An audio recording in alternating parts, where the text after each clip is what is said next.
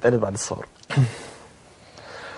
ليه خايفين من شرع الله وانه في يوم يحكمنا؟ ليه هي نهاية الحياة لما نطبق ديننا؟ ليه شايفين رجوع لورا ولا عمره يقدمنا؟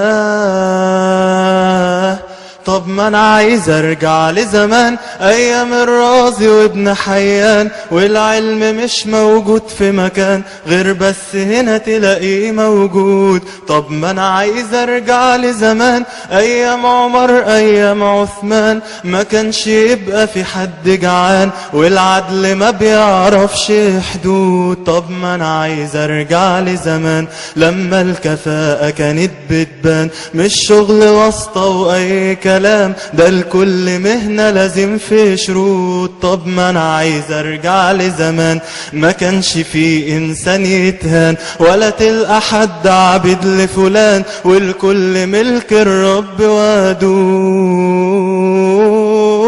ردوا عليا لو انا مسكين ولا فاهم حاجة وغلبان، ما احنا بقالنا ياما سنين حاكمينه بقوانين انسان، بقينا وسط الناس تايهين لا رجعنا ولا مشينا قدام. انا عارف اننا الزمان كانوا فعلا لله عايشين، يعني المشكلة مش اسلام لكن في اللي طبقوا مين. يبقى يا ريت يوضح الكلام وبلاش بقى تخبط في الدين.